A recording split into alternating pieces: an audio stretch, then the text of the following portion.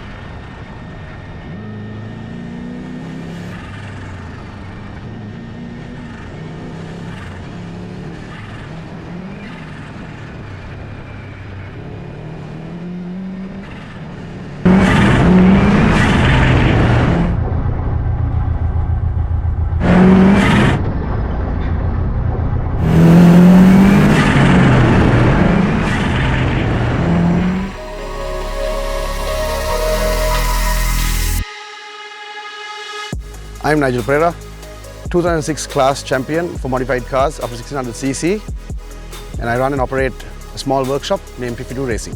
When a guy named Ishraq Wahab, with a racing pedigree of his father, Qasim Wahab, comes calling to build him a car, there's nothing you can say but yes. Ishraq had a few specific needs for the car. First was for it to be a close as possible representation of the actual car that Colin drove, and he wanted it to be an actual rally car, which is my main motivation behind supporting him. And well, Ishraq and I go way back.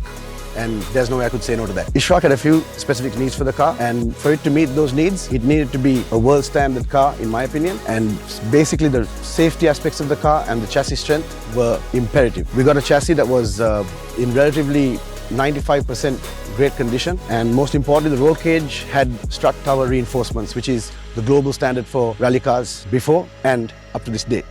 The next thing we had to think about was the parts that we were going to be purchasing to bolt onto this car, because most of the car is custom built by Prodrive in England, and we weren't going to be able to get a hold of those. But Ishraq and I came to an understanding that with the fabrication side of things, he let me do the best I could to get those things as close to as possible to the original. Some of the components may not be the exact carbon fiber, may not be the exact materials, but in shape and appearance, we've done absolutely everything we can to get it to look close as much as the original. One of the things that people don't know about this car, when McRae raced it, rallied it rather, was that it was a 6-speed. At that time, it was unheard of for a regular Subaru to actually have a 6-speed in it. And we were discussing this, and Ishraq originally said he wants to go with a 5-speed, and I said, no man, it's not the right gearbox we need to go for. Let's go for the 6-speed. And subsequently, while discussing this, online we found a video of Colin actually testing this car. And in that test, there's a 6-speed shifter in it, exactly like was ideal for the car. The next thing we had to think about was the engine. We decided we wouldn't be going for a modern tech ABCS engine that Subaru now produces. We wanted to stick to the old tech, which had basically no cam technology, and we went for a compromise, and the setup we've got on it works brilliantly. It's got the low-end torque and power that this engine was known for, running the systems it had, and at the moment we have no problems with it, and we are very satisfied with the sound and the performance the car's putting out. I'm sure when you hear it run, you'll agree with me that it sounds just about right. The next most important thing on a rally car would be the suspension. Obviously, when looking for parts for a car like this, you're not going to be able to probably afford or be able to obtain the exact parts that were available at the time. So we had to go with something that was modern enough and had the ability to take the hits and the bumps and the jumps this car was going to take when it was being rallied. We decided on going for the external canister nitrogen suspension system by D2. At the same time, we knew that the Subaru cars at the time ran Alcon high-performance brakes. So Ishraq and I agreed to go for a D2 6-pot set, which he's run before on his previous cars and haven't failed him yet. Two of the things we had the most fun with building, even though it's not my wheelhouse, was the 2 roof scoops that this car is famous for. Ishraq and I went through a series of discussing how we figure out the sizes and fabricate the thing, and Ishraq came up with a great idea of finding the size of model cars, which I would never have figured out. That was a brilliant idea. He got the measurements done using the ratio available, and we went through aluminium fabrication, and it turned out pretty good. Another great part of the car is the interior. The actual interior on the L555BAT is actual carbon fiber, and to custom manufacture that or import it would be quite difficult with the importation restrictions on carbon fiber to Sri Lanka. So I asked Ishraq if he'd let me have a bit of freedom with building that side of the car, and we went for aluminium fabrication, completely done in-house by my technician Kanchana Perera, and he did a brilliant job, time consuming but well worth the effort. Well, anyway, now that the car's finished and it's here, I hope when you guys see it run, you'll enjoy what it's capable of as much as we enjoyed putting the car together. Thanks.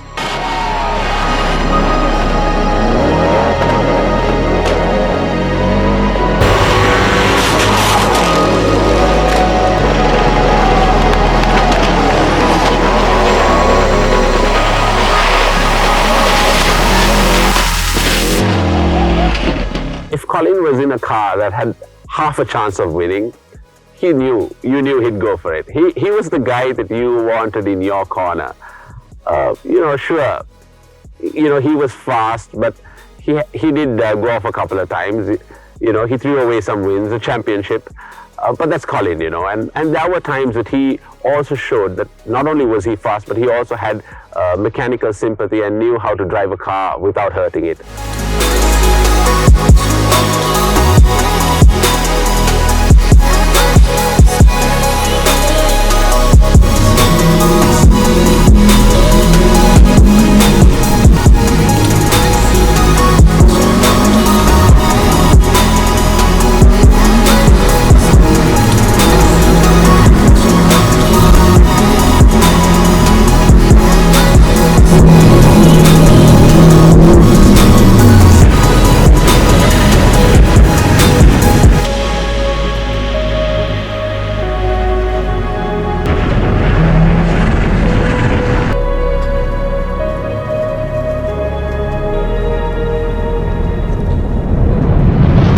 My dad is my racing hero, but Colin McRae, he's my racing muse.